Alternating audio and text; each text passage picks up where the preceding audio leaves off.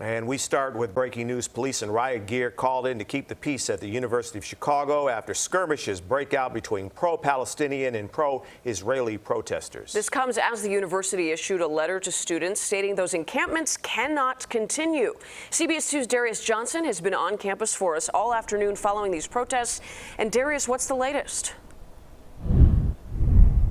Jim and Marie, good afternoon to you both. I can tell you things kicked up here around 12:30 this afternoon, and when we arrived around 1 o'clock, there were upwards of 24 University of Chicago police officers in riot gear, helmets and shields, all lined right here in the middle of the quad, trying to keep pro-Israeli protesters and pro-Palestinian protesters from clashing. Take a look behind me right now. You can see things have since calmed in the last 30 minutes or so, and this is what the mood is like right now. It's not as tense as it was earlier, but now if you take a look at this video, you can see what it was like earlier this afternoon. University of Chicago police were out in full force, appearing in riot gear, standing in the middle of the quad to prevent the two from clashing. At one point this afternoon, we heard over the police scanner that fights were starting to break out on campus. They immediately started asking people to stay away from the quad. This all comes after 5 days of the encampment taking over the quad, and the university says it is now preparing to intervene to remove encampments from the quad. The president of the university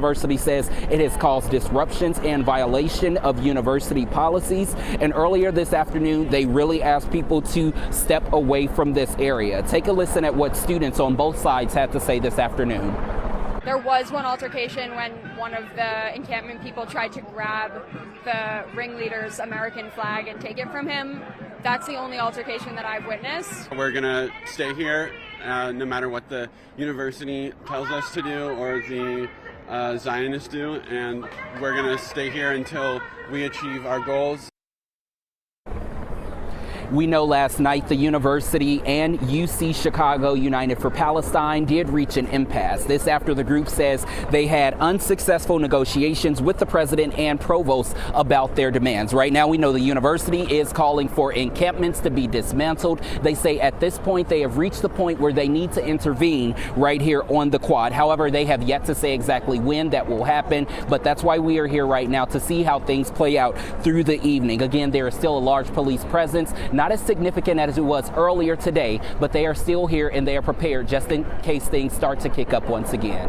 That's the very latest from the University of Chicago Hyde Park campus. I'm Darius Johnson. Jim and Marie, back to you. Darius, thank you. CBS 2's Kris Habermehl is over that scene right now. Kris, what are you seeing from your vantage point? Well, Jim and Marie, I want to kind of re-emphasize what Darius said. It's actually stepped down quite a bit over the past hour or so. We went and got some more fuel, came back, and what we're looking at here is peaceful.